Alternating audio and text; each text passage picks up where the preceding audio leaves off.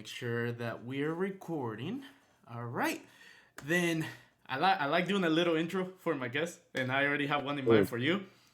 of course. Well, Oh, what's up, guys? Welcome to another episode of Kiko's Corner, episode 9, I believe, which is crazy that we're doing this at such a rate. We have a fantastic guest from the Lads Footy Show today, my boy Viejo. Their channel, at one point, I think the max was 22,000 followers, but they got shut down because of copywriting. This is my only boy that has somehow has to fight a 1v3 every single episode against the Barcelona fans and the deluded takes and everything. But my boy always makes me proud. Viejo, welcome to the show. How are you? pleasure to be here. It's been a while. For everyone watching, I'm Viejo. Pleasure to see you guys. If you guys aren't aware of who I am, but the time's come to talk on Kiko's channel. It's been a long time coming. Absolutely, bro. If anything, I appreciate it if we mention this on both our TikToks a lot of times. That like eventually we will meet in person. I will go to Las Vegas. I will Yeah, like do some content with you guys and everything, and I will for sure. I hope I am the first physical guest in the Lads Foodie Show. Has anyone uh, beat me to it? creator wise, yeah, but we've had one.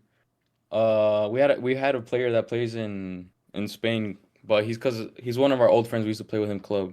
But in terms of creators, on TikTok, he would be the first one What? in How, person. how long ago was this? What did I miss an episode? What? Who is he? Oh, it was, I think like a year ago. One of Oh, our first. what was Yeah. this before I found your channel and we started the feud? I think it's when you barely found out like about us. Like it's Okay. like in the beginning, yeah. That's Okay. why. So, of course, we're gonna get into that later on, if anything. But I want to make sure. First off, Viejo, I've always called you Viejo, and you always call me Kiko. Kiko. My name is Francisco. What is your name? My real name is Andre. Andre. Like Andre Pierre Guignac. Oh, okay, okay. The same thing happened with Rupak. The whole time I was like, "Oh, what's your name?" He's like, "Oh, my name is Rupak." I'm like, "No, like, what's your real name?" He's like, "No, it's Rupak." I'm like, "There's no I didn't way." know that. Yeah, I Yeah, thought you no, had another name. no, I thought that was it, like a nickname. I go like, "Well, you know, I'm not Kiko, right?" And he goes like, "What do you mean you're not Kiko?" I'm like, "My name is Francisco." He's like, "No way." I'm like, "Whatever." But Andre, finally a pleasure. I actually finally get to know your name. But what I Yeah. want to know is before we jump into like your podcast and everything, I know you're originally from Mexico, but I want to know like what happened, like why are you in Las Vegas? Did how was your childhood and everything? Like what happened football wise and everything? Well, born and raised here in Las Vegas. Both of my parents born in Mexico, came here like 15 years old, raised me here. But in terms of soccer, I started playing soccer 7 years old. Fell in love with the game since the start, and ever since then, I haven't looked back. Um, I played seriously until I would say 18, 19, so like a year ago or two. But then I dislocated my knee, and then from there I was like, I was already making content by then, so I was like, maybe this is a sign to just look, get more focused into the content side and just play like with my friends here and then from now on. Because I was very serious about trying to make it professional. I was going out of state a lot. I was about to go to college out of state. There were just a lot of things going on, but at the end of the day, I thought me getting injured was a sign of I should focus more on the content of football. Yeah, bro, I didn't know that. That's crazy. When did the Yeah. injury happen? At what time? What age? It was last year March, so like a little over a year. So I was still playing seriously at that time, and then once it happened, I was just like, yeah, I'm just grind this TikTok. Because at the time, that's when all the reaction videos were going viral. So I was like, maybe it's a sign. You never know. Okay. No, hey, And bro, after I an injury respect that. yeah, and after an knee injury like that, it's always hard to come back and reach the same level you had. So that's the way it had to be. Did you ever reach like an academy or anything like that, or what was the highest level you got? Uh, well, there's an academy here, Villarreal, Las Vegas, Oh like shit! the Spanish Connected with team. Villarreal? Yeah, they send players every year. Um, yeah, I played for them when I got hurt, but like the highest I say I reached was almost getting into D1, but like that's after my knee injury happened, so that obviously couldn't happen no more. What was the knee injury? Was it like ACL or anything, or was it the meniscus? Uh, it was, It was just my knee that got dislocated. I actually got lucky. It could have been a lot worse. If it was like ACL, I would have been out for a whole year. But so basically my knee, this is my knee right here. It shifted to the left. I have pictures. I'll show you. You'll be Uh, disgusted, but no, no. I it could mean, have been a lot worse. It could have been a lot worse. I was only out for like 4 months, but I obviously had to gain all my dribbling and everything back, speed.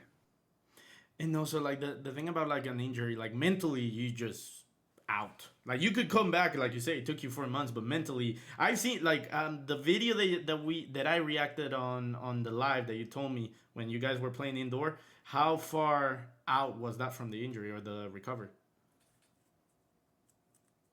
I'll say that was already good like 6 months. I was already getting like back into shape and stuff. Yeah, I would say that was like the first month where I was like getting my form back for sure, like 100%. I didn't have any worries when I entered the pitch or nothing. Okay. Yeah. I mean, dude, I'm glad you're playing again, and maybe, like you said, it was a sign.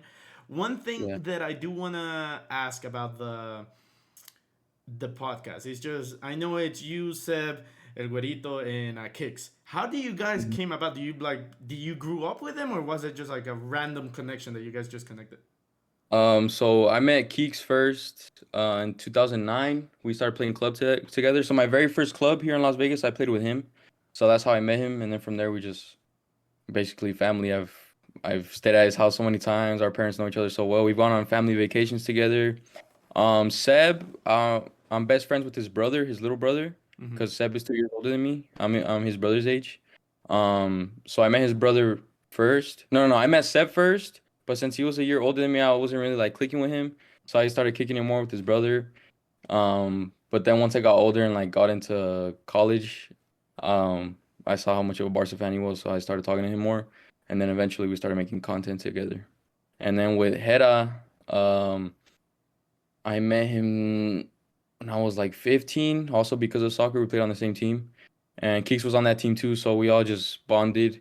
And then Seb and Hera went to the same high school together. So it was all just a big mixture of everything. It was Okay. just meant like be a friend group, I guess. No, that's awesome. It's basically just like it was meant to be. It's just everyone was just in that Yeah. part of like eventually it was gonna mix up. Yeah, and I don't know, like you're in Florida, so I don't know how far you live from like your friends and stuff. Like us, we're like in between 10-15 minutes from each other, so we see each other often. It used to be that way, of course, bro. Like now I'm 26, of course. Like now I live away from my school and everything, and like college is not like the main area. But Yeah. if I want to see my friends here in Florida, when I went to Las Vegas, everything was relatively close. Like if something was, let's say, 20 minutes or further, it felt long. It felt like far. Here, Yeah. a good 25 minutes is not long. That's actually like the normal. Hmm. Just because everything's so far away. So Yeah, yeah, most of of my course. friends here, like I live in the Clearwater area, and most of my friends live in Tampa. My cousins used to live in Tampa. They left. Some of them live in California. So those are the cousins that I go to see whenever I'm on that side. And then I live with my roommate, one of my best friends. So overall, my group is small, but realistically, 30 minutes, 25 minutes, and we can all like get together. Yeah, it's not bad. 30 minutes isn't bad, Yeah, I especially mean in a big that, big state. dude. The fact, I mean, isn't Nevada bigger? Yeah, it's pretty big, but only people know Las Vegas, and not that many people know like the other cities Well, that is in true. Nevada. That is true. Yeah. Who started the whole content thing? Like, who was like, hey, like I want to record a podcast or something? Like, who Uh, started it?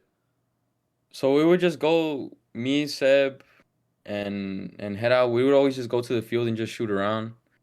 And then it was like towards the end of COVID, I guess I could say. And we would just be talking, like, hey, we should just start a podcast, talk about whatever. At first, it wasn't footy.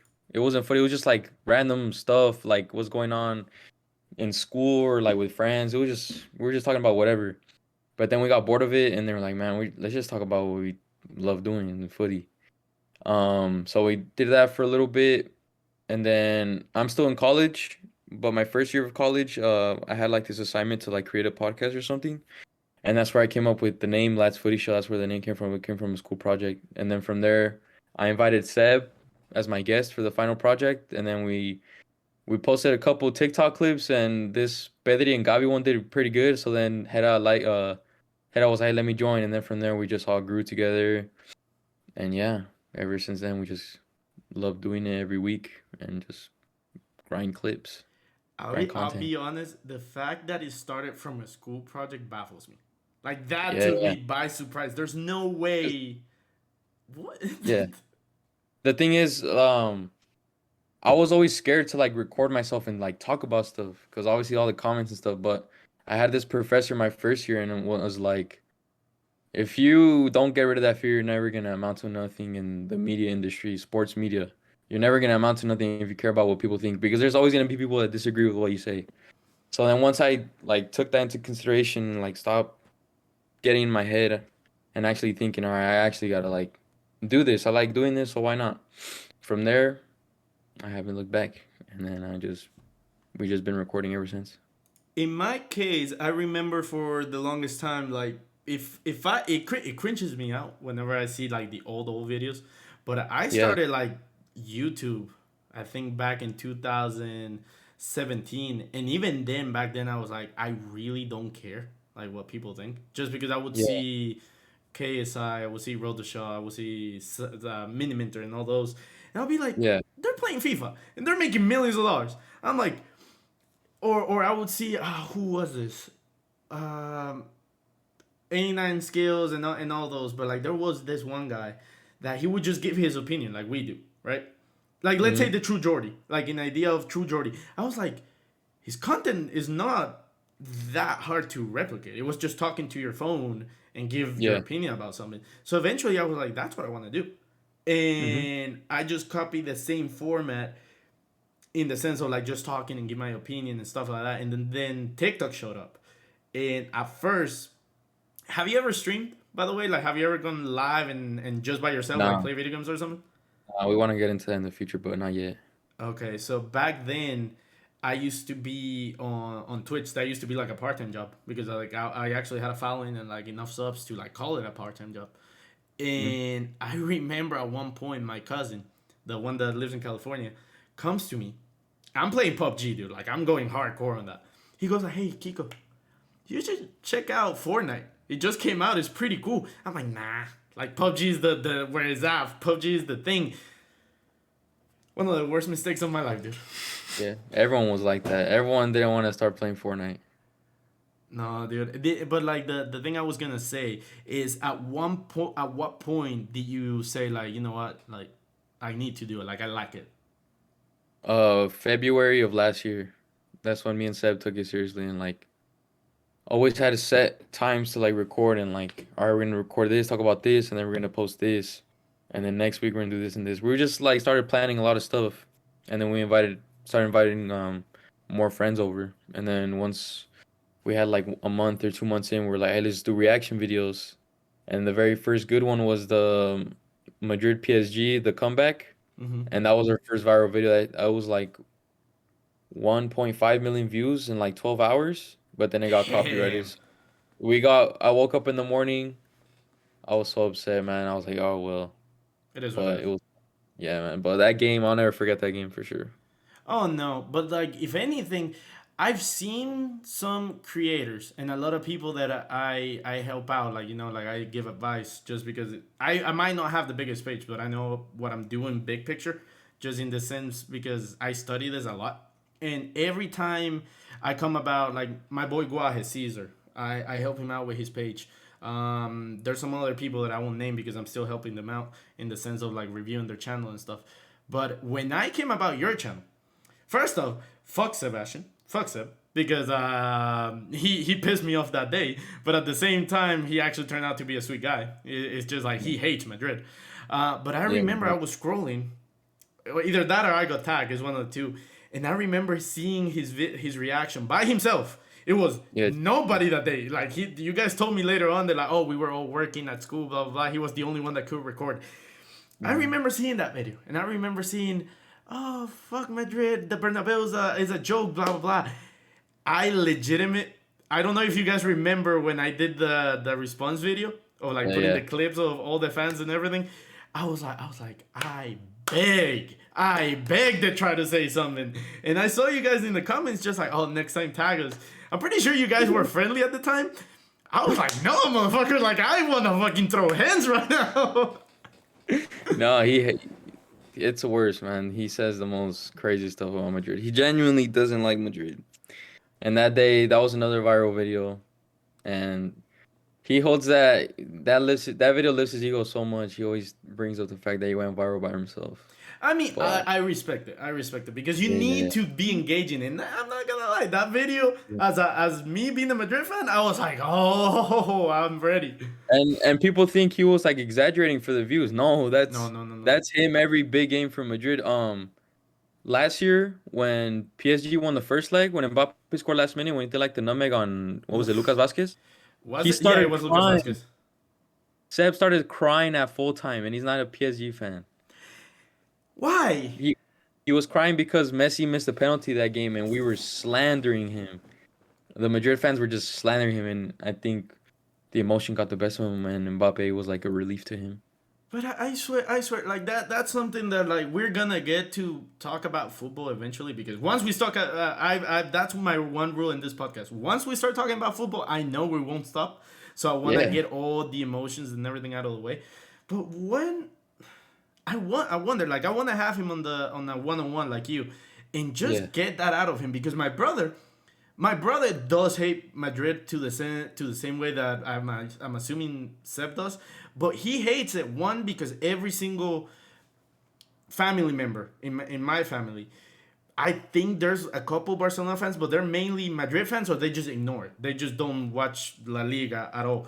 And most of the times, he will get the short end of the stick, right? And on top of that, he's a Chelsea fan, so he's not even a Barcelona fan. He's just Chelsea and whoever Madrid is playing against.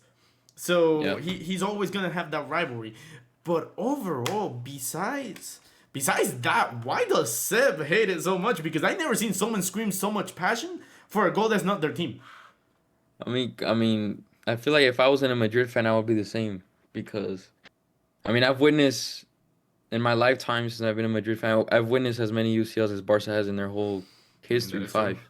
Yeah. I've witnessed five. So it's just envidia, and jealousy, man. I mean, fair. But by the way, I completely forgot to ask this, but you speak fluent Spanish, right? Yeah.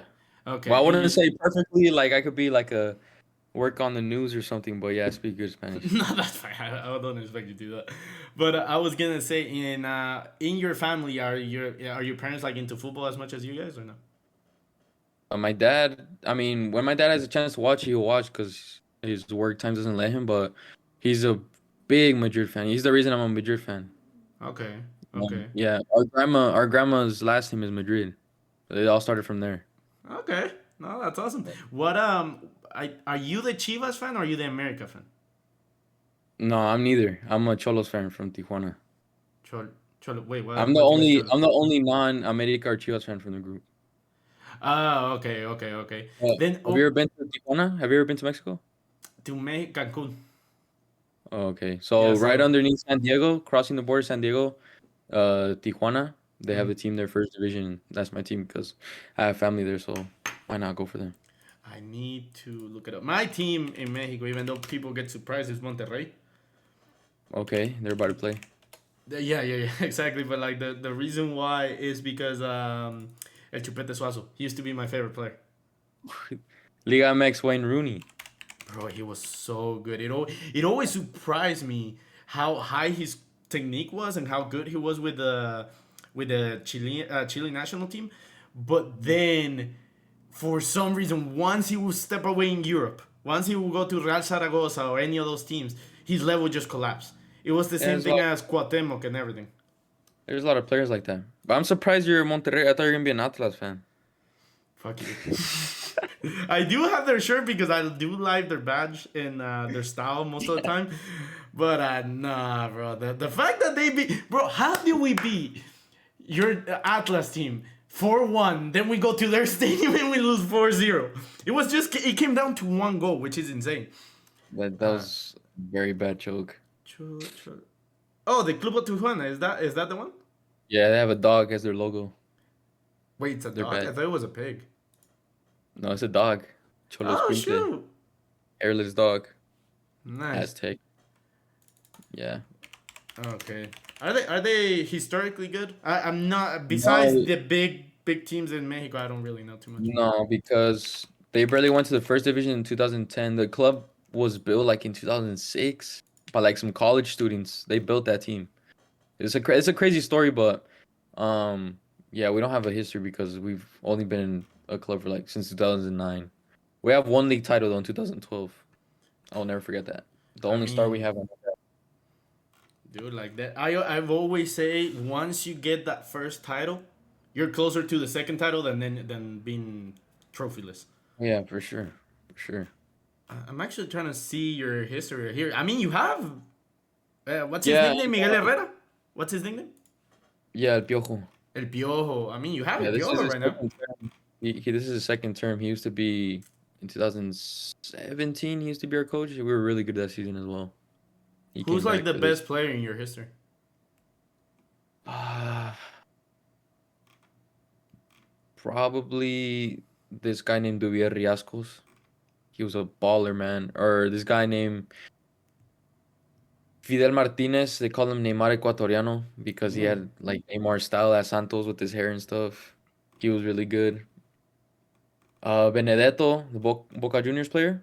He Oh, the striker. He played there. Yeah, Cholos made him, bro. Cholos made him. There's a lot of players that Cholos have made that are good.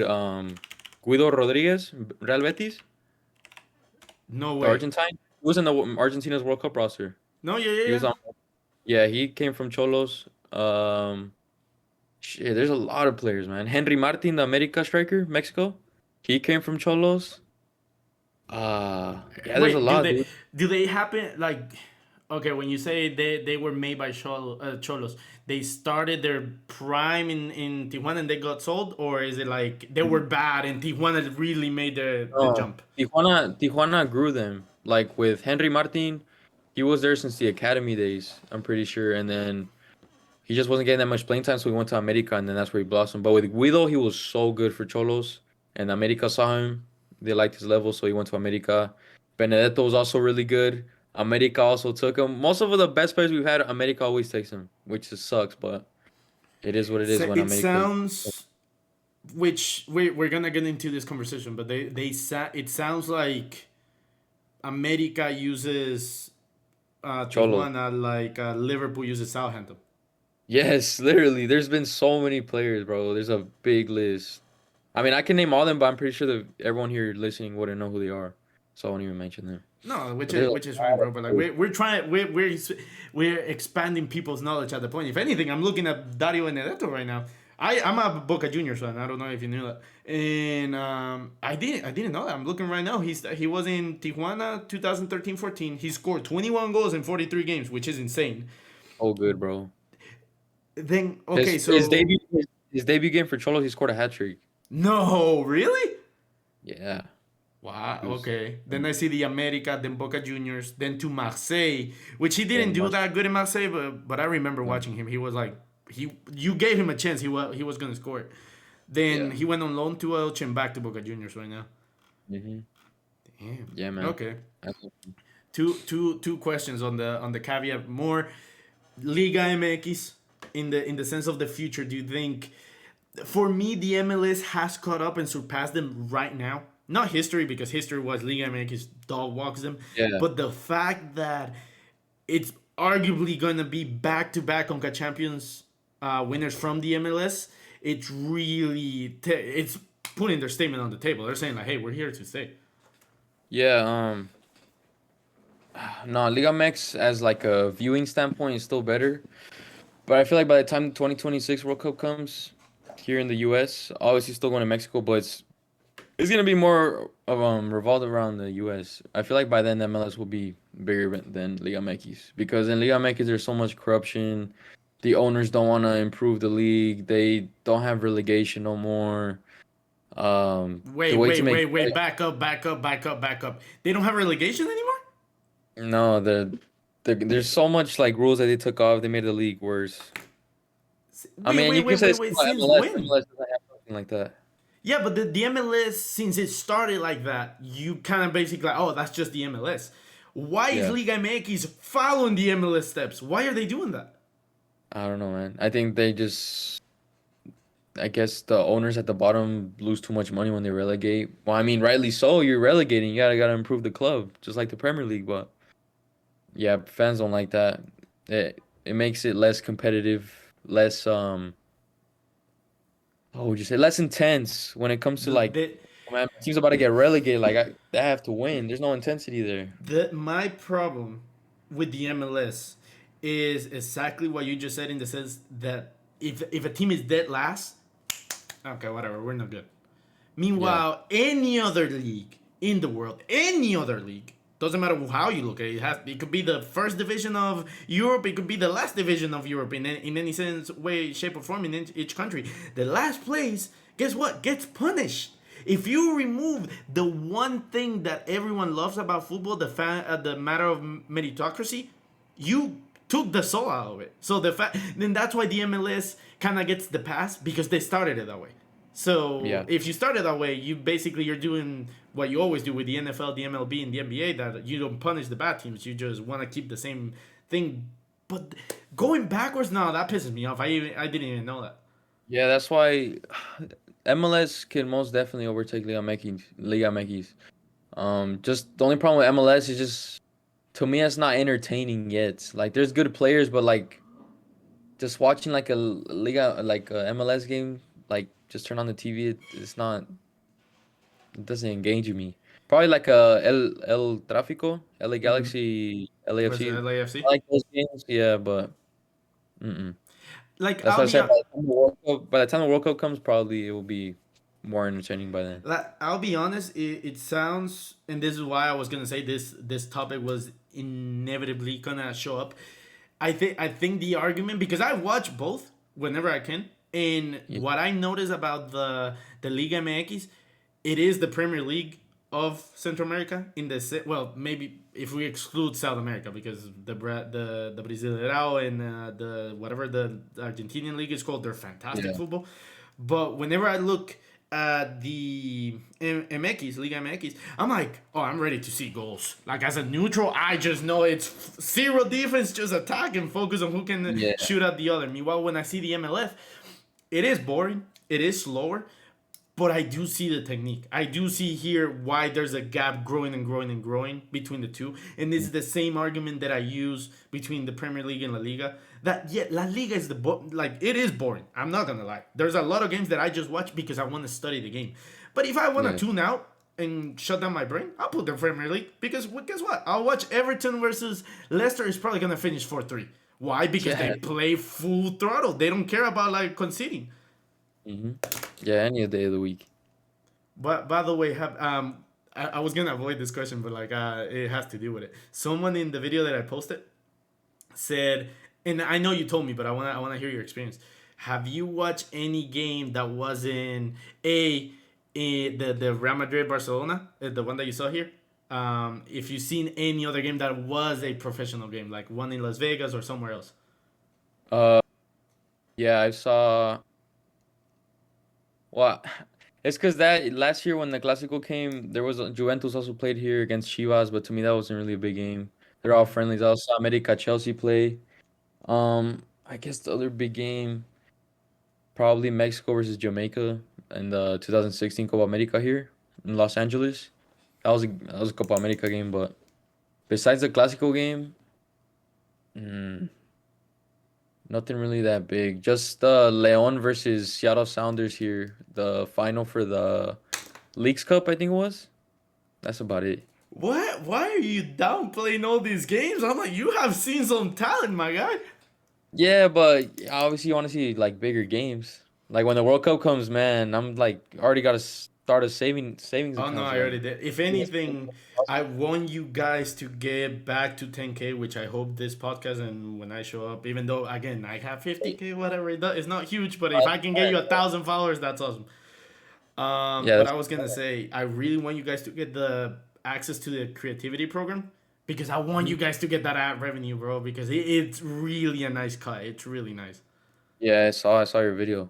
I sent it to our producer. I was like, yeah, we gotta grind to 10K now that school's over. because that's the thing that was holding us back is work in school, like editing and all that. It really takes up a lot of time. So now that it's summer now, I could focus more on uploading more clips. No, absolutely. If anything, you guys have something that I'm jealous of, and at the same time, I know it's a slippery slope in the sense of responsibility and accountability. But there's four of you, and then you have your talent, which I want to touch on, your producer kind of level thing, and everything. But at all points, I'm assuming all four of you have access to the account, right? TikTok, just me and the our other producer. Instagram, mainly all of us. We have a Twitter account that Kix is supposed to be controlling, but he never posts anything. But it's Twitter's hard, man. So I don't even have Twitter, so I can't even blame him. But besides that, everything's run by me and the other producer. Who's the other? Yeah. Do I know this guy? Have I ever seen him or Oh, no? no one has ever seen him. He's the behind the cameras guy. We call him the Okay. tech guy. Yeah. Okay. I'll have the pleasure of meeting him once I go there.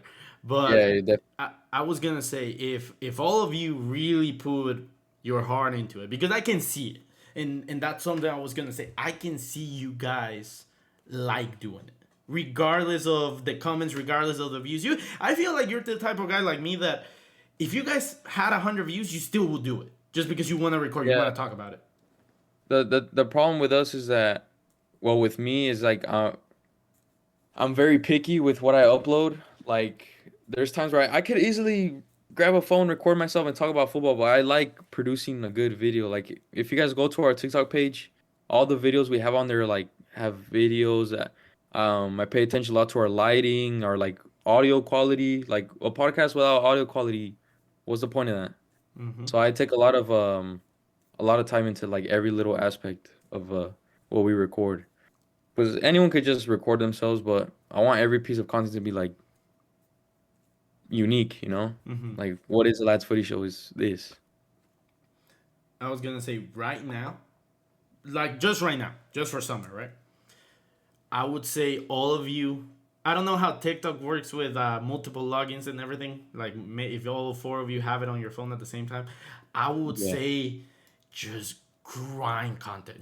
Like I Yeah, was gonna yeah. say, like if Seb wants to upload a video, boom, it's Lads Footy Show. If you wanna upload a video about Arsenal, boom, there's a post. If Hera wants to talk about Inter versus Milan, boom, he can post. If Keeks wants to talk about something, boom. Because now, let's put it like this: I upload 10 videos a day or about. You Yeah, I see. each could upload 10. That's 40. Eventually, something has to hit 1 million views. Something, and you guys are just gonna be on an absolute tear at that point. Yeah. Yeah, no, definitely. We talked about that so many times, but it's just everyone has a lot of things, school, work, stuff like that. But like I said, now that school's over, we're in the There's summer no now. excuse. We're definitely gonna grind a lot of stuff. And also, like this. Especially, yeah. No, I know. I can trust you. I'd like I talked to you and said the most. I don't know the other two at that point, but I can trust you that you Yeah. will do it. But I definitely, bro. Like I really, and this comes from the bottom of my heart, not because you're in front of me, and not because like I like you guys. I definitely can see you guys hitting 100K by the end of the year. On TikTok? Definitely, don't even, bro. This is my opinion. If you don't do it, then so be it. I'm wrong, Yeah. but I I can mean, I can't. easily see it. Yeah, obviously we appreciate that. We just like I said, we just gotta grind content because we just hit a 1K on YouTube, Hmm. which took us a long time. But on TikTok, we only have 7K right now. But like the thing is, people know us. Like I don't know if you're familiar with the Give and Go. Like we're maybe gonna potentially collab with them. We're thinking about flying over there, like me and someone else, either Hmm. Seb. Cabra Football. I don't know if you saw we collabed with them. Football Is that Asada. the one that you guys did, the greatest Mexican squad of all time? Yeah, something like that. Yeah, we Okay. did it something with them. This guy named Ronaldinho, he has like almost 100K on TikTok. Man U fan, makes a lot of funny videos. Diego FIFA, we saw him here in person. We interviewed him. That's the Did a one that you good guys video. saw at the stadium, right? Yeah, yeah, yeah. Like people know us, man. It's just our following isn't there yet, based on the fact of how That like it our got scheduling. copyrighted. Yeah, and copyright. Oh my God. That was the worst 2 weeks of my life. Tell me about that because I'm always scared of it because every time I get a warning it's pretty much because I just called someone out in the sense of like my comment, Yeah. someone insulting me or anything. But I remember I was sad because you guys were at 20K, right? Uh, 25, but that video that got us banned, we got like 4K in like 2 days of followers. It was just blowing up. It was two videos. It was the reaction to the World Cup final, the 90 minutes, and then remember it went to penalties. So the second video was just the penalty shootouts, and they both went over 1 million. And so obviously that was gonna get shown by the TikTok higher ups, and Algorithm, yeah. they saw we've gotten copyrighted so many times. So they're like, man, fuck these guys and banned them. Dude, that sucks. It was probably the what was the I'm assuming all of you like reignited just okay, what we're gonna do now? Like what was the sentiment at that point? Well, it hit me harder because that account was basically my baby. Like I posted, if all the videos are mostly edited by me, if some of them were produced by our other editor, the behind the cameras guy, he would send them to me. I would post them. So just having the account, just hopping in one morning and it's not there, you just start panicking. You're like, shit, it's like a whole year gone to waste to the trash. Dude, And that I that remember, hurt me so much. no, it sucked, bro. I remember the first 2 days, like I don't top five worst moments of my life for sure. Like it's so much work put into the account. And after 2 days, I was like, all right, this could either break us or make us better. So I took this as it was December. There was like one more week left of break before I went back to school. So I was like, all right, we grinded our asses off the whole year making content. So let's just use this as a break, I guess. And then we'll figure it out from there in the new year. We took a while to start recording again. Um, we were like, man, this is probably a sign we gotta like just be careful with what we post or start making different content. But since then, we haven't really done much reactions because they just don't feel the same no more. Just being scared of getting copyrighted. So I don't think we're gonna do reactions no more. And if we do, we won't have like the actual video playing. I would say Yeah. because that I do reactions whenever there's a big game. And if I ever Yeah. have this set up and everything, like Seb, I think it was Seb, it was you that said like, "Oh, are you flying out for the final?" We Yeah. both know if we qualify for the final, I'm gonna be getting fucked up somewhere. Simple as Oh, that. As simple as that. But yeah. what I do whenever there's a big game, I just put the phone the same way that you guys do. But instead of putting the play, I just put the score. Yeah.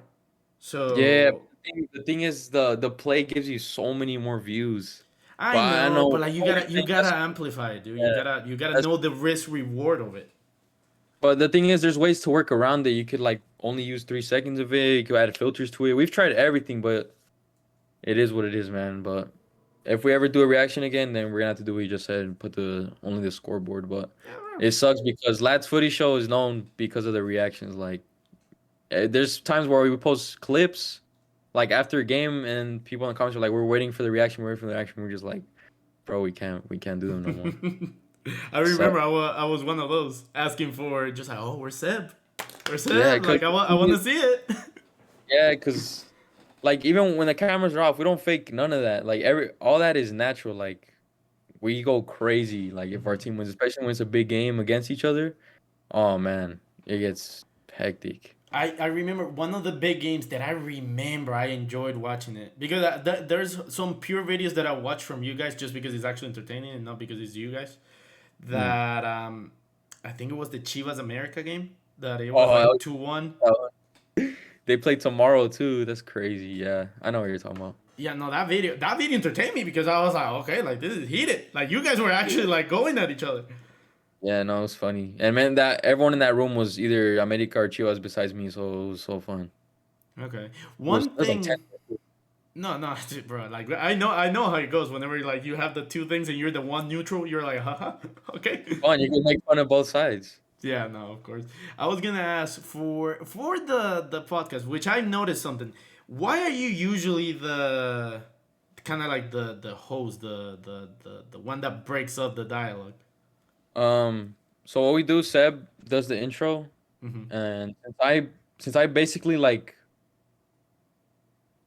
I make the notes like before we start recording. I put what we're gonna talk about. I add everything, so all the notes come from me. So I'm like, all right, I just read off what I said, and then from there. We'll just dive into it. And in a podcast, you always have to have someone that controls everything, or else you go on for hours. There'll be no organization. So I'll take the role, and like if something goes on for too long, I'll stop it and we go to the next topic. Like essentially, I'm trying to just control everything before it gets like out of hand. But I Okay. bring up all the topics, and then from there we get everyone's opinions. Okay. Because I noticed that a lot, and I always wonder why. In pivot, I don't have a pivot. I've been really good so far to just transition, but I don't have one for this. Why are you an Arsenal fan? Because Alexis Sanchez and Ozil, 2015, 16. So you've been an 2014. Arsenal. Okay, so you've been a fan since 2014-15. Yeah, the way that happened was when Vine was super big at the time. Mm-hmm. Um, so my editing started off Vine. Like I would make like Really? I Okay. wouldn't record myself. I would just make like those highlight videos you see kids make now, like Mm-hmm. Vinny highlights or whatever. I would do that, but with my favorite players, I'd do Pogba edits. I'd do Alexis Sanchez edits. But when I started doing Alexis Sanchez, I wasn't an Arsenal fan. I just liked how he played. But then I was like, man, this guy's so good. I gotta watch his games. Mm-hmm. And then from there, I'm like, dude, the Prem. I love watching the Prem, so why not have a team? And I went with Arsenal because of Ozil and Sanchez. I just fell in love with them. Okay, because we I know we've been texting this, and we I think we can touch on the whole Alexis thing, but I'm more curious on your current. Let's leave it for a second, but for your current situation about Arsenal, I know in my opinion you guys bottled it, but overachieved at the same time. But what's your current situation or your current opinion from the last 5 years to now? Because that's really what I want to hear from an Arsenal fan's point of view. Yeah. Um. I mean, it's been a roller coaster. I honestly, since I started being an Arsenal fan, it's been ups and downs. Mainly more downs, but that's what makes you love the club even more. Like just being able to stick together when the club is like rock bottom. Like fuck, there's been so many bad seasons. But I think the main thing that has switched us is Mikel Arteta. Ever since he's came here, he's brought the club heritage back. Like the connection in the stadium, you could just feel it again. I mean, obviously don't slander me because I don't go to the games, but you could just hear it. Like when you're watching the game, like the stadium, the atmosphere is back. The players, you can see they play for the badge again. Our play style is so lovely, even though the last like month or so we fell off. Beginning of the season, we were the best team in the Prem, and the table showed one of the best playing styles in the world, in my opinion. Like just watching Arsenal, like we're really good. Like I don't know if you watched any Arsenal games, like from August to December, Mhm. we would destroy teams, and not just like scoring a lot of goals, just like in play style, possession, creativity. We would just run through teams, but the last few months, just since we tied at Liverpool, it just went downhill. It just got to everyone's head, and Man City capitalized. But besides that, I think Mikel Arteta is what switched his club around overall.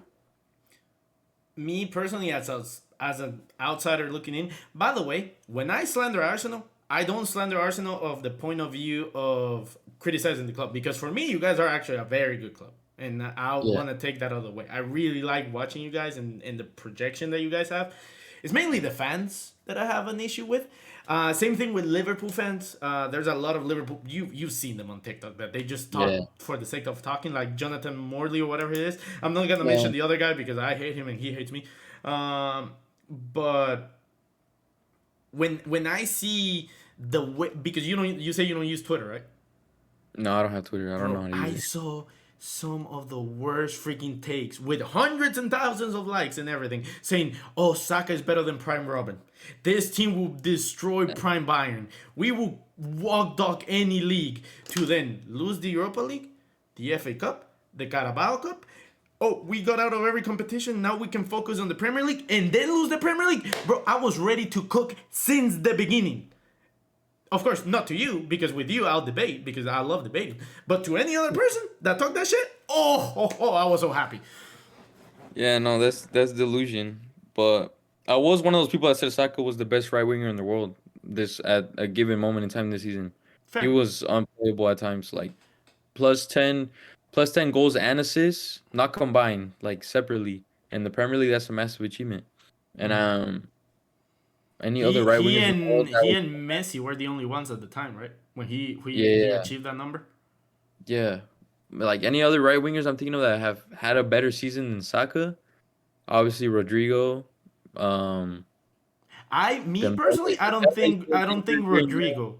I don't think Rodrigo has had a better season than Saka, but I Yeah. think Rodrigo is a better player. It's just he hasn't had the minutes that Saka has until now. The thing is, Rodrigo, it's he could be so good, but then sometimes he starts because he played a good last game as a sub. He starts, he doesn't do anything, so he gets benched, and then he does good as a sub. It's like a weird pattern he has, but Rodrigo is so good. I Mhm. love him so much. But Saka, I would say he was very consistent, and then March happened. That's when the whole team fell off. Since March, Saka hasn't really been doing nothing. I mean, you can't blame him though. He's only like what 21. Mhm. You Do didn't you handle the pressure. think do you think it was a lack of veterans in the squad, or what was the drop off? Because I remember watching the games playing, because again, Arsenal, it's a joy to watch. I like watching them. Yeah, And I remember seeing it from being like killers, assassins, going for the other team's throat, to just being very passive. I think Gabriel Jesus' injury had a lot to play with that. But at the same time, I was like, where is the same je ne sais quoi, that finesse that you guys had before the World Cup and a little bit afterwards, that I was like, you guys could cook any team in the Prem. Then of course Europe showed up and I was like, okay, like this is the level that you guys can reach, and you met your dance partner, let's call it. You met someone that actually can put pressure with a different play style. And then after mm. that, I was like, wow, what just happened? Like, you guys had everything. You guys had your destiny in your control. No, it's just the mentality dropped. We couldn't. We went from finishing fifth last year to fighting for the league. Like that's a massive difference. Um, the majority of those players have never been in a title challenge. But at the end of the day, it was what 8 points. It was. I It was was so confident. 12 at one point. I was. Yeah, but Man City had like two less games, so Mm-hmm. man, I was so confident. But I wouldn't say it was a lack of veterans. It was just a lack of. The majority of those players have never been in a title charge besides Zinchenko and Jesus, the Man City players that came. But now we know for next season, hopefully we do another title challenge if we bring in more players. Now we'll know next season what it takes. Um, but as long as Man City's there, it's gonna be like less than 3% chance to win the Prem. They're just Yeah. too good. Dude, I've always said, and this is a good thing, even though I know you guys are losing the league because they're that good. But I've always said, when you have a prime example of who you have to beat, it makes the league better. The Yeah, Bundesliga, I don't. Do you watch the Bundesliga, though? yeah. Sometimes, yeah.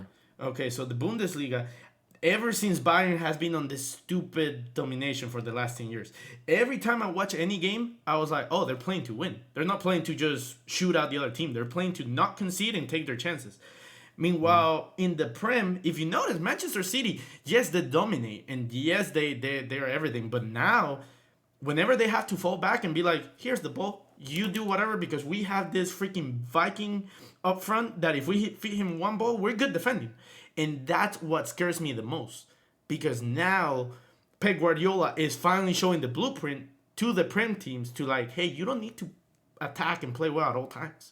You just need to win. That's what Barcelona did this season.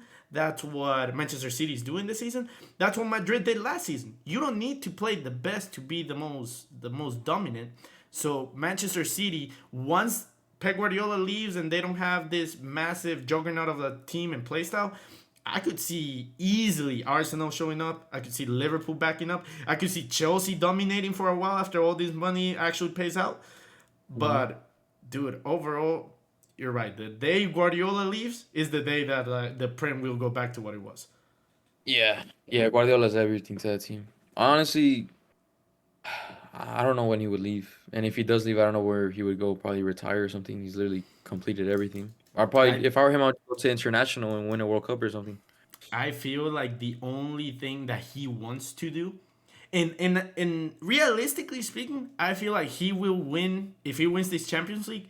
Maybe a year or two more with Manchester City, because I don't know how long his contract is, and then after that, just call it quits and go to train Spain to get that World Cup, that Euros, and then call it.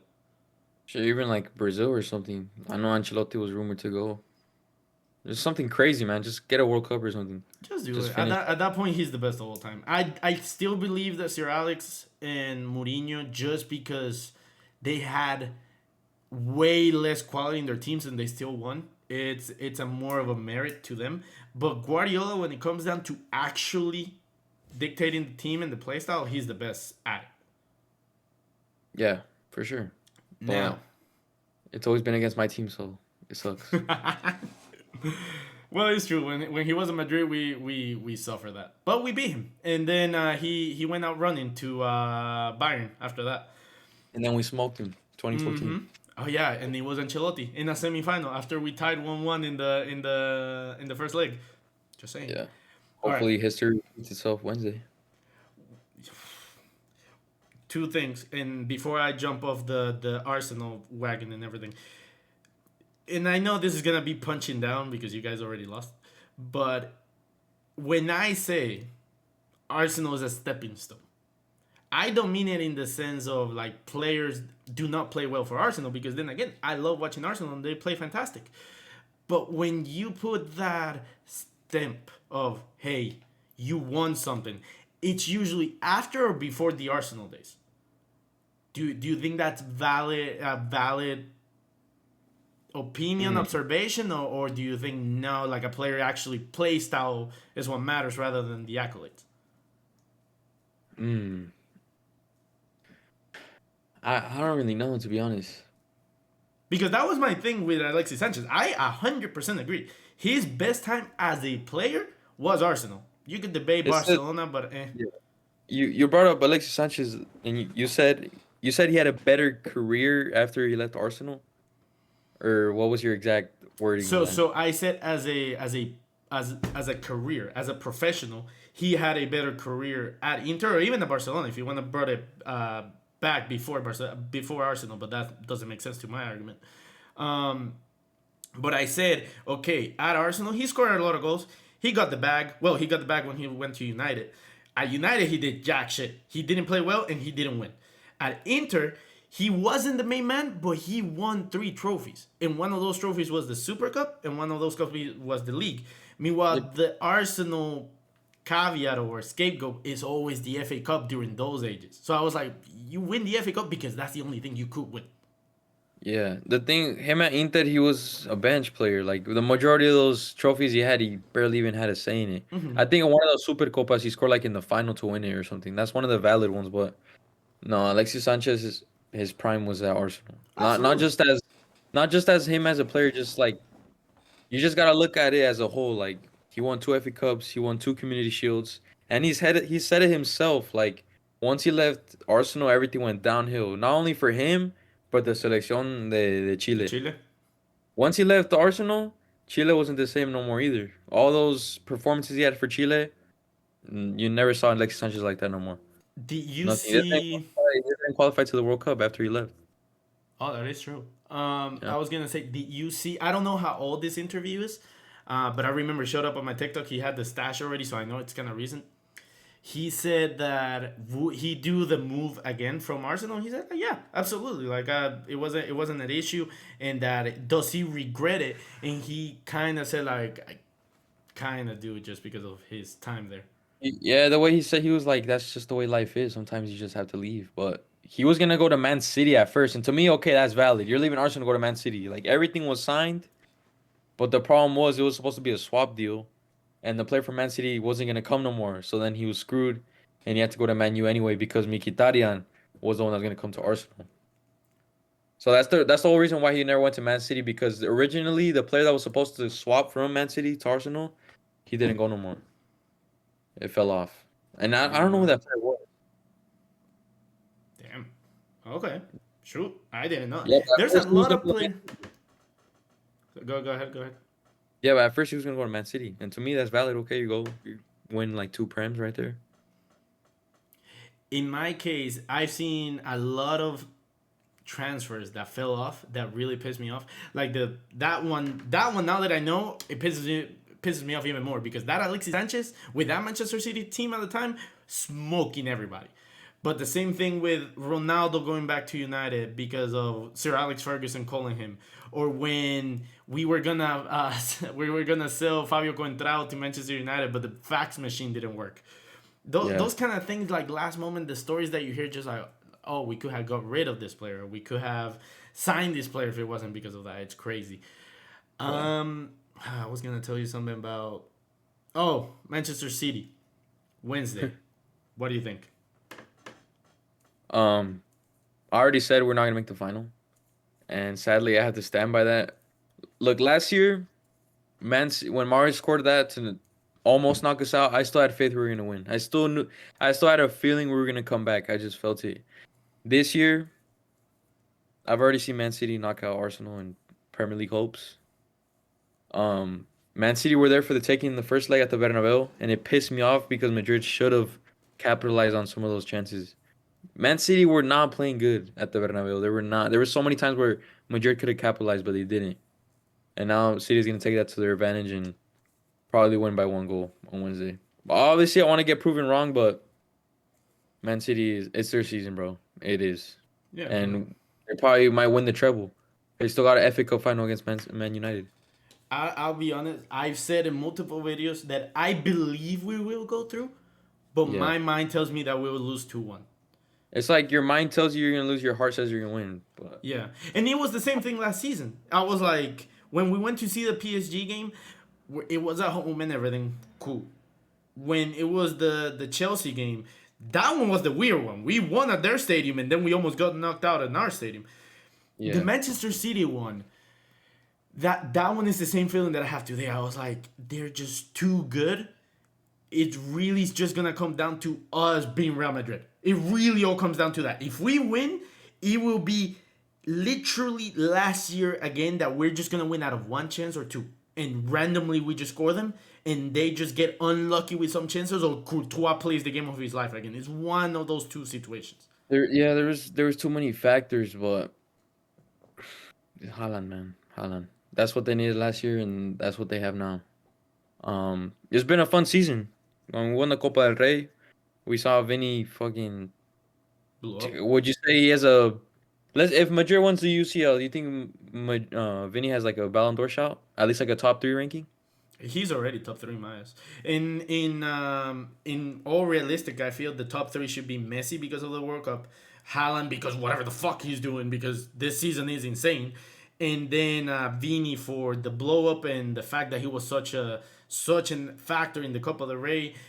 I know I don't consider win like second place to fourth place important at all in any league. Either you win or you didn't. The only thing that changes is you either get Champions League or you don't.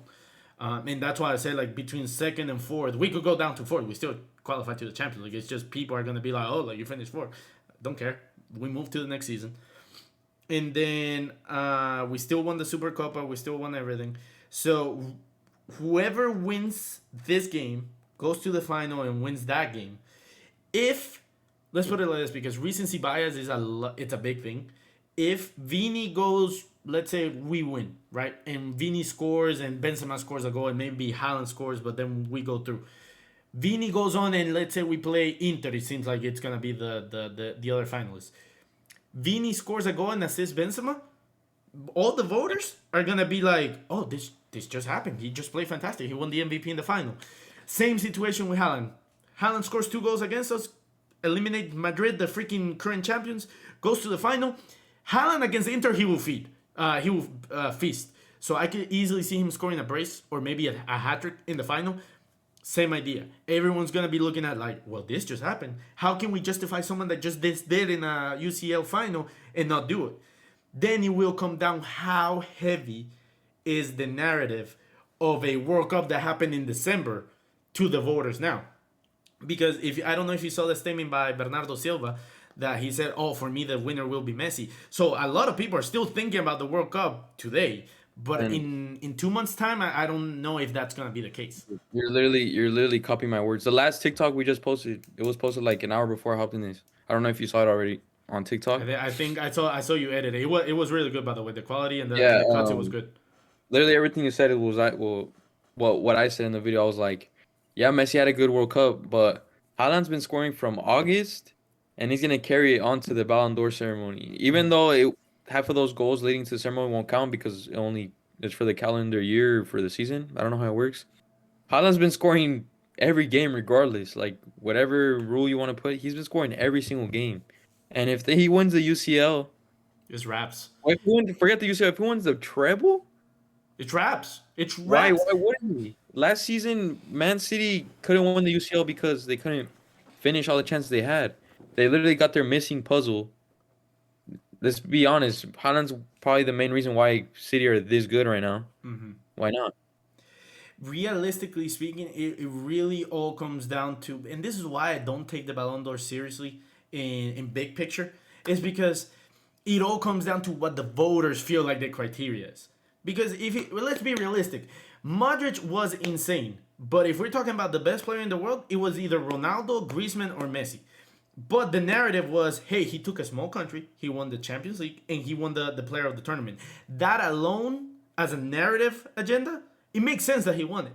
But then if we go back to 2010, we didn't reward the agenda. We rewarded the best player, and that's why Messi won it, which I don't disagree. But then you have two different scenarios. Yeah, I remember.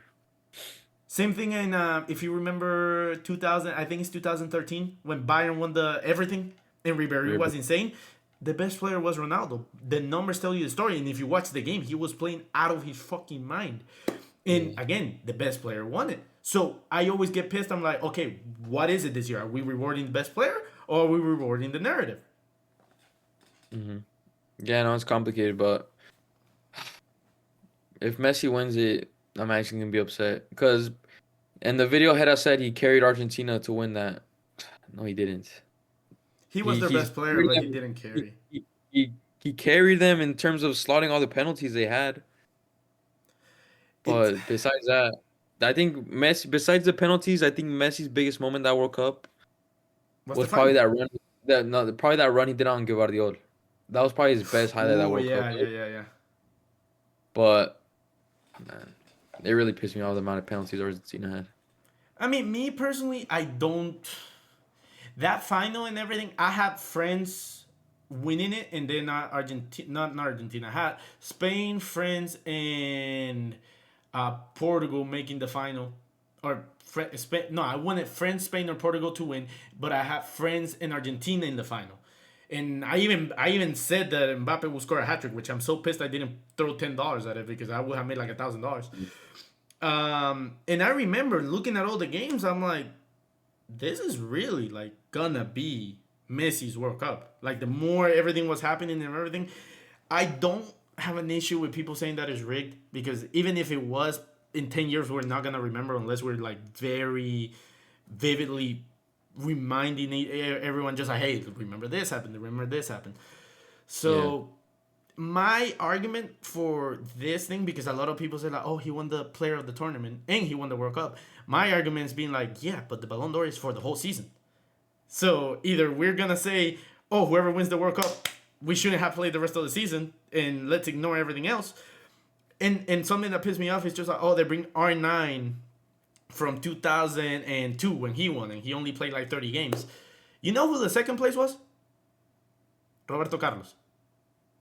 So even then, a Brazilian was gonna win it.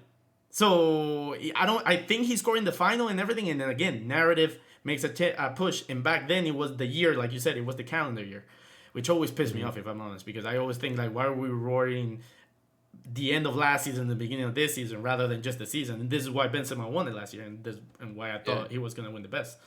Yeah, to me it would be cool if like the Ballon d'Or was like held like in July or June, like when the season's over, like a month after the season's over, players to relax, and then it's this awards.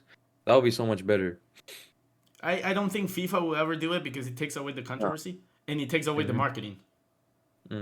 Speaking of marketing, which I just completely, this just came to my mind. Have you seen the new UEFA Champions League format? No. Bro, it pisses me off so much. It's 36 teams in a league format, and the top 16 teams are gonna go into the round of 16. Okay. So it's basically what the Super League was gonna be, but they fought it because they were already planning on doing so. Yeah. No, that whole situation was. They're trying to make everything like NBA, NFL. Nah, man, keep the heritage. You keep the way everything is. Personally, if it ain't broke it, don't fix it, dude. Like Don't fix it. it's Yeah. same thing like Liga MX. Now that I know that, now I'm like purposely not gonna watch. Unless there's a big game, I'm like, I don't care because there's no punishment, there's no risk. Yeah, yeah, for sure. No, it's hopefully everything stays the same because football is one of the few things we have in terms of sports that I wake up every weekend to and so excited to watch. I'm not No, of course. excited to watch freaking NBA or something, man. I know there's NBA fans out there, but it doesn't compare. And even when the World Cup comes, NBA fans, NFL fans, they all know the World Cup is something else. Nothing comes close to it. The fact that next World Cup they didn't change much, they just added or they just expanded the teams. I'm like, okay, I'm not that mad. But this is the thing, we're gonna revisit those past World Cups, and people are gonna say like, oh, like he did it against fewer teams, and I don't know. Let's say Ansu Fati becomes or Vinicius actually keeps up grinding and then scores. Technically, they're gonna get one more game, so he scores 10 goals in a tournament. They're gonna be like, oh, like look at all the records that they're breaking, blah blah blah blah blah. Yeah, they got a whole ass another game that they can play. So Yeah. that's just gonna ruin all the records and everything. I'm not mad, but I'm not happy. Mm. All Wait, right. what's So your score prediction for Wednesday? Wednesday 2-1. 2-1. Madrid? I think my prediction is that Manchester City is gonna win 2-1. My heart is telling me that we're gonna get an early goal. They're gonna get a goal in like the 70th, and then it's gonna go all the way to penalties. And then Jesus take the wheel, brother. Courtois wouldn't lose penalties, but I really hope so, man. And if we do make the final, we're spoiled. We're actually spoiled. Bro, that's the thing. Someone, I don't know. Do you know Melina? I comment on her videos sometimes, and like she's a Chelsea fan. No. Okay, so she's very eloquent. That I wanna get her in one of the podcasts in the future. And I think yesterday she was like, "Oh, imagine being a Madrid fan that you have to create your own stress because your team is that good." And I replied to her just like, "Okay, I need context. Like where this random slander is coming out, just like oh, it's just like your team doesn't know how to struggle." And I just Mhm. went into a thing. She ended up saying like, "Hey, it's just a joke. I don't really. It's not that deep." I'm like, okay, but like in my research, I saw that the lowest we ever been on La Liga was 11th back in 1946 and 47. So at that point, I was like, we don't create the stress on the sense that our team is gonna be bad or could be bad. Our stress is that if we're not good enough to win something, we're gonna get the short end on the stick. Like we already at that point that like, oh, Madrid didn't win, only won one trophy. I can already see it. I can already see it that if we lose the Champions League, we're gonna get the oh, you only won the Copa del Rey. I'm like, yeah, we won something. Yeah. No, our standards are too high. There's always those Spanish media people saying the reason why Madrid's so big, the reason why Madrid's the biggest club in the world is because once they win the UCL, that only lasts 15 minutes, and after 15 minutes, after they lift the trophy, they're already thinking about next season and if they're gonna win the next one. I was like, shit, that is true. I mean, dude, like the thing about Madrid, and ever since the do you I don't how old are you? 21? 20. 20. You were what in 2011 when we got eliminated by Bayern. You were like what 8? So 2012? 2011, 2012. Yeah. Yeah, I was like, yeah, 9-ish, yeah. Okay. So I remember that game that we lost in penalties and everything. I was like, okay, this like that's really one of the moments that made me understand that I love that club because it hurt. But then after that, I saw a switch in mentality, and ever since then, dude, is we won, we go to the next one. Besides La Decima, ever since La Decima, I've seen every single World Cup or every single Champions League, and all those players, bro, they're robots. They don't feel it. They get excited and they get addicted. They're like, I want another one. I want another one. Yeah. And once we get Yeah. off that high, that's when it's gonna hurt again. Yeah. And it's the only bad times I think I've witnessed was probably just that season when Ajax beat us. Because even when Chelsea knocked us out when they won UCL, it was still a pretty decent season. We almost won La Liga. Atletico took it that year, but it was still a good season, to be honest. That was 2019. Yeah, COVID. Yeah, the COVID year. Wait, is that the one that Chelsea wins at the end? 2020, yeah. Okay, so that year, in my opinion, the worst one was 2015. Our season when Rafa Benitez? Yeah, when Barcelona ends up winning the treble again. Yeah. Bro, that season it's painful because we started good, or we ended good. We ended good. Sorry, we get eliminated by Manchester City. I think it's that season, or is it Ajax? I'm getting my years confused. 2015 Yeah, the one that like we were close to all titles, and then I don't know where. to 2015, we got knocked out by Juventus. Morata? And then we didn't win La Liga, and then we got eliminated in the Copa del Rey. Yeah, that year we started good. I remember. Oh, wait, no. Ancelotti got. Oh, yeah, I'm wrong. Ancelotti got sacked. And then who came in? Was it Rafa? Let me see. 2000, I think is it the 2014-15 season, the one that 14, Barcelona 14, wins? 15. 14, 15. Okay, let me see. Real Madrid. So that season we ended up second in La Liga, round of 16 in. Bro, we didn't win shit. Round of 16 in Copa del Rey, runner up in the Super Copa. We Atletico Madrid beats us on that game. We get to the semifinals of the Champions League, and the only two trophies we won that season was the Super Cup of Well, Europe and the FIFA World Cup, and yeah. and the FIFA Club World Cup. And the reason why it hurts, I remember now, is because Ronaldo was projected to win the Golden Boot, but then in the last three games, Suarez scored back-to-back hat tricks. Yep. Dude, that season But was just heartbreak after yeah, heartbreak. that season was so fun to me though as a kid. Just like waking up, putting on Bein Sports and seeing Madrid win like 9-0 against Granada. I remember we won 9-0. It was like watching Bale, Ronaldo just score hat tricks like every game. It was fun, man, even though we didn't win nothing. It was one of my favorite seasons to be honest. I'm not even gonna lie. It It says was just here that like I didn't mean to cut you off, but I did. It says that the Ancelotti was the head coach, and I control F to find sacked, and it seems like he finished the season, but I'm pretty sure he did. I remember he probably got sacked at the end of the season and then Rafa came in for 15, 16. And then Rafa got sacked early. I swear, Rafa was one of the worst managers we ever had. And then that's when Zidane came in and the hat trick of UCLs started growing. Bro, the rest is history at that point. The I was gonna say for and just to end it up, and then I'll give you some quick fires. Yeah. In your opinion, or like, who's your favorite player and who's your favorite like lineup of players that you ever seen? Damn, I like that question, man. I've always, since I was a kid, I always had the dream of someone asking me that on something live. So I appreciate it. So my favorite player of all time, you said? Mm-hmm. Favorite, not the best, not the greatest. Your favorite. Yeah.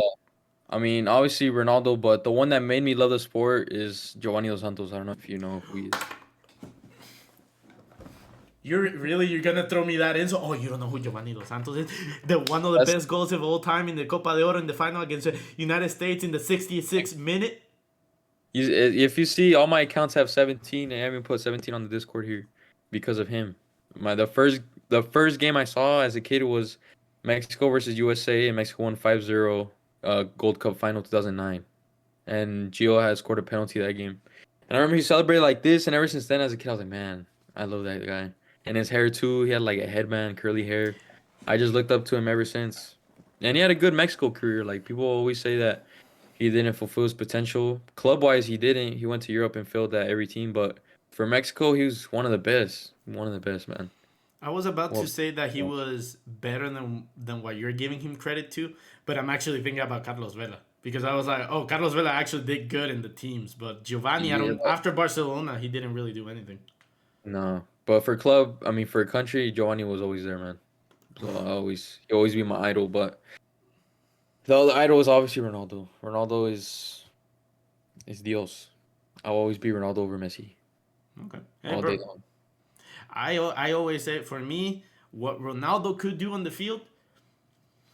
Let's put it like this: if you have a team that needs to win, you get Ronaldo. If you need a team that needs to play well, you get Messi. Because guess what? If you get a team that needs to play well, that means you already have the pieces to build around. So you're gonna put Messi into like, okay, maybe we finally win. Now it's the same thing with Manchester City, which this is why I get sad that he didn't go to Manchester City last season or 2 seasons ago at this point.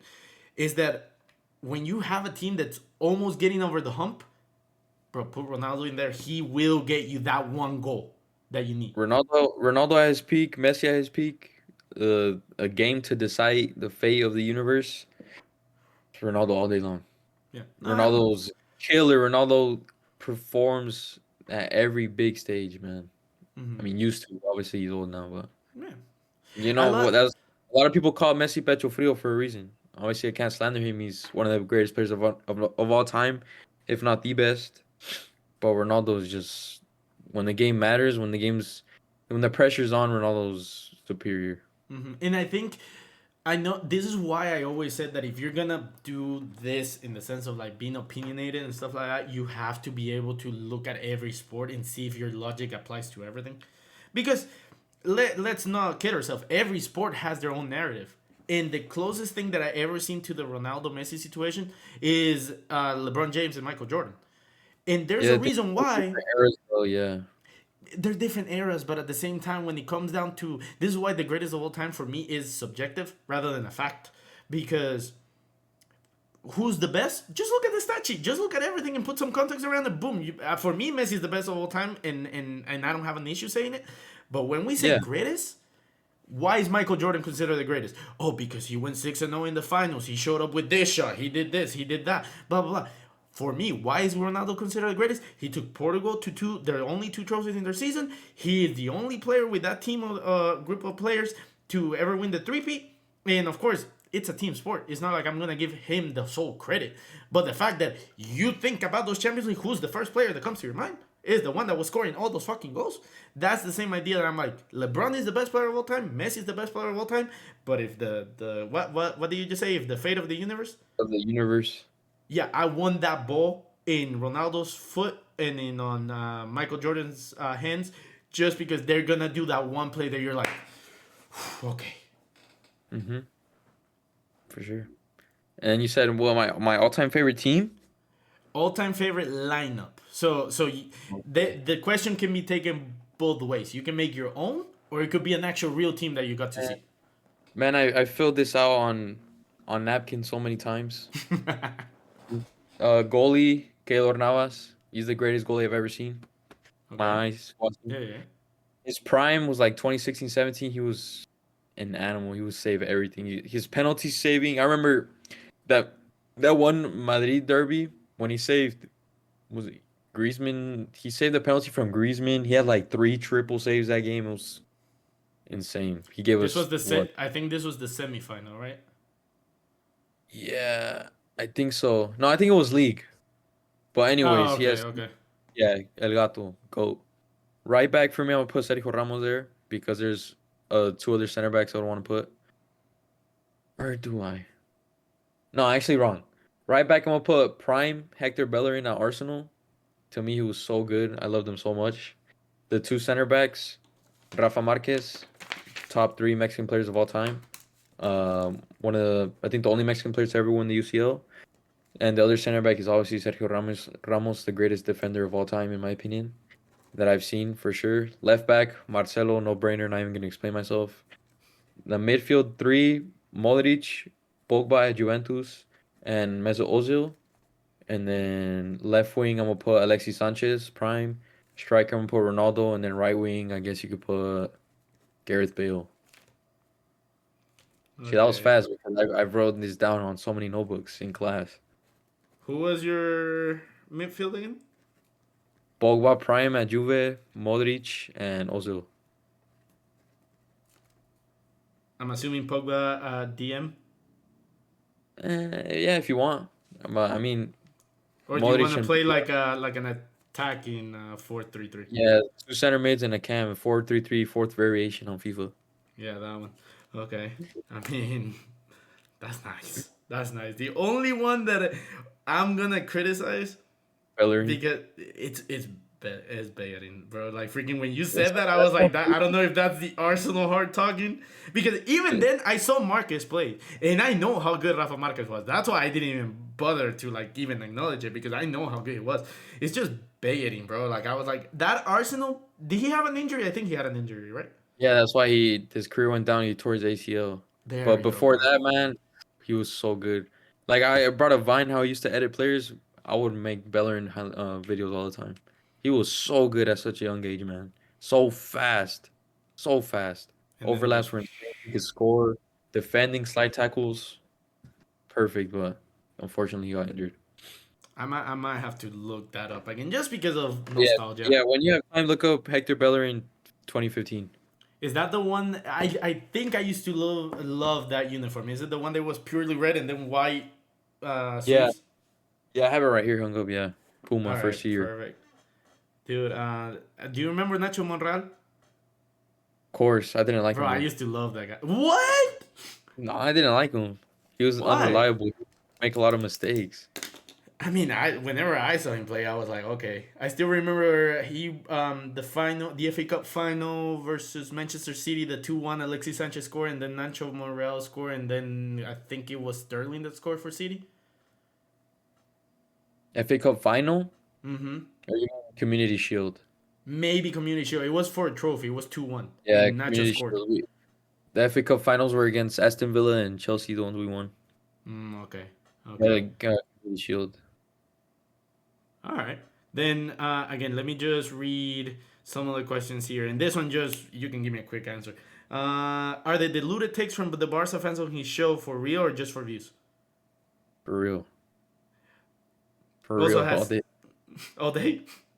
I think this is where I got this question. Also, has he ever gone to a Madrid game outside of the U.S.? No, but that's the plan for hopefully the end of this year or next year. Nice. Then this one, guys, this guy said Mexican plus a Madrid fan equals anti-football. Terrible. I don't know why they hate. Who's the best football club outside of Real Madrid? Mhm. Jeez. Arsenal. Arsenal. All right. Yeah. Bet. Yeah. Um, did you all play football yourself? And if you did, what position? Yeah. Like all four of us? I mean, I only have you on the show right now, so only you. Oh, me? Yeah.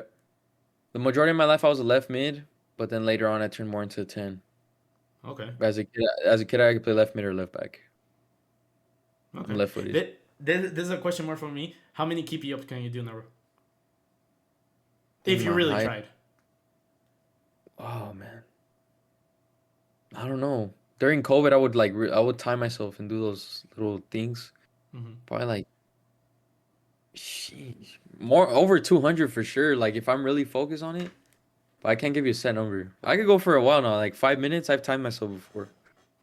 Okay. I mean, you have a video right there with 1 million views. I'm just saying.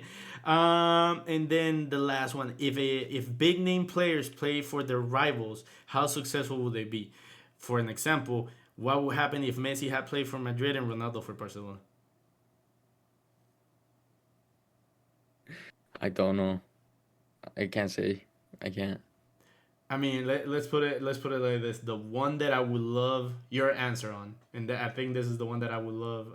We can finish the podcast on. What would have happened with Barcelona? Not with Barcelona. If Henri had never played for Arsenal. Probably wouldn't have been. The Invincibles probably wouldn't have happened. We would have won leagues, but I don't think that Invincibles team would have happened. You But is that the Invincible season? Is that the season that he breaks the goal scoring the assist record? I think so. I think so. The thing is, we were still good. Like, if you take him out, we were still good, but he was just a killer. He was a killer. He was the Michael Jordan of football at the time. Arsene Wenger said. He had everything. Everything. He was so good, bro. I love watching all players play. Sometimes just the highlights, just because it makes me think just like physicality. Some of these freaks had the talent back there, or had the body for today's football, and I'm like, who will be that change? You're saying like someone back then that could play right now? Yeah, I actually, you can answer that question too. Rupak, just to give you an idea, he said that back in the day, the only two players that he thinks will make it today are Pelé and Eusebio. Everyone else, he thinks they wouldn't have the physicality. How could he say that? That's literally 1950s or something. 1960s. Hmm. Um, I'll probably Henri probably one of them. He had everything. I mean, but Henri And is technically, what, 15 years ago? That's not too long. I'm talking about like yeah, the I'm saying old like players. uh from what I've seen, probably shit. 'Cause, man, I was born in 2002.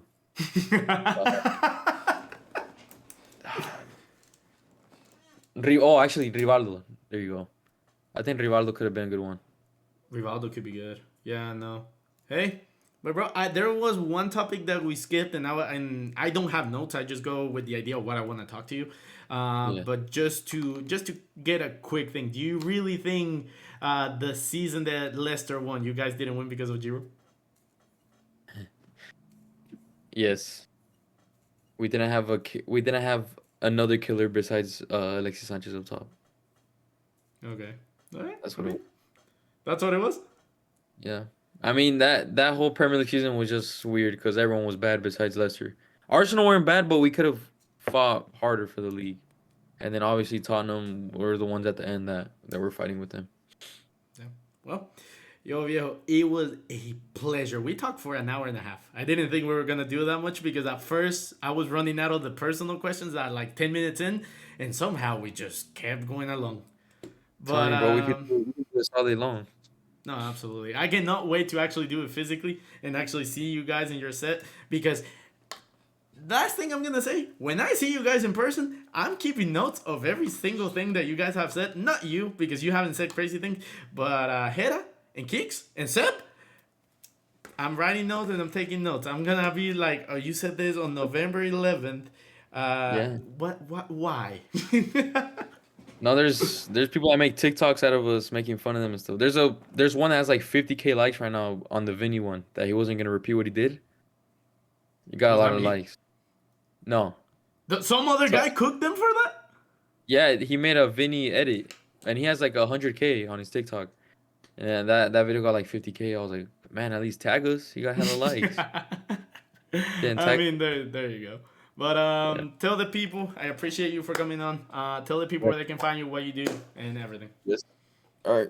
Yeah, first off, thank you for having me. This was fun, man. But or you guys can find us on YouTube, Spotify for full videos, Lads Footy Show, and check our Instagram, TikTok, and Twitter if you guys like using Twitter. At Lads Footy Show as well. Actually, TikTok is the Lads Footy Show because we got banned, so you just added the at the beginning.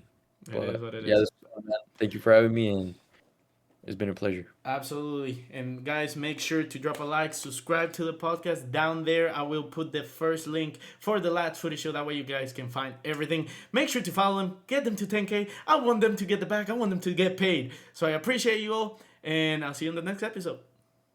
Peace.